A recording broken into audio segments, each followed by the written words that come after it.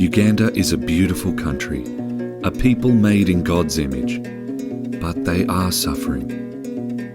Every day, 16 mothers die in childbirth. They have one of the fastest growing populations in the world, and in turn, one of the highest maternal death rates. Traditional thinking encourages them to have too many children, starting too young before the body is ready, too close together so their bodies can't recover, and for too long, growing weaker and weaker with every child. The poorest families can have over 13 children that their mothers and fathers simply cannot provide for. Poverty becomes intergenerational. And while aid efforts help to relieve the symptoms, they can never treat the cause. If this cycle is ever going to end, something has to change at the heart of Uganda.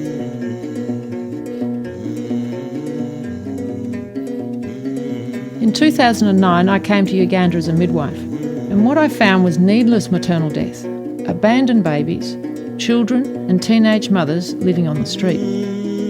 There were so many orphanages and aid agencies trying to help, yet few of the really poor people seemed to have even basic knowledge about conception, pregnancy or controlling fertility. So I left the hospitals and started travelling. I met the people where they were and learned everything I could about their beliefs, their history, and why they were having so many children. The key seemed to lie in the many myths surrounding reproduction, how the men valued women and children, and their understanding of strength. For men in Uganda, strength was measured by the size of your family. It was clear that if change was to come, men would have to be a driving force in that change. So, working with the locals, we wrote down all the knowledge that was seen as most important to the future of Ugandan families. And that was how Wise Choices for Life began. We started a series of workshops on reproductive health, teaching a combination of practical medical knowledge and God's purpose and value for each life.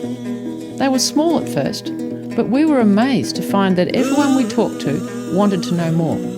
They were so hungry for answers and to gain understanding. We taught about puberty, sex, conception, pregnancy, relationships, family planning, gender roles, and critical thinking, leading to wiser decisions for their future. For the first time, people were discussing the why of Uganda. Using discussion, reflection, and dramas in an open atmosphere, they were free to question traditional myths and practices. And then once they completed the workshops and passed an exam, they could buy a training kit with charts and models, tools to pass the knowledge on to others. You can see in their eyes that something really exciting is happening, and the demand for these workshops just keeps growing. It was never about coming in and fixing Uganda's problems. It's about empowering Ugandans with the knowledge of how God made our bodies, to know the Father's heart for families, and to see the way to a better future. Choice over your fertility leads to choice over so many other circumstances in life. And while knowledge alone can't change behaviour, a combination of life skills and a changed worldview on the value and purpose of every life can. Wise Choices for Life is not a quick fix solution. It's long, hard work that takes generations.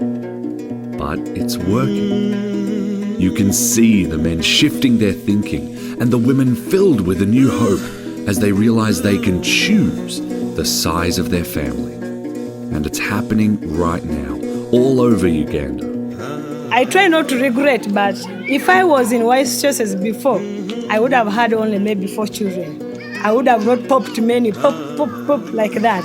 I would have had just enough that I can take care of. So we invite you to partner with us and treat the causes of intergenerational poverty.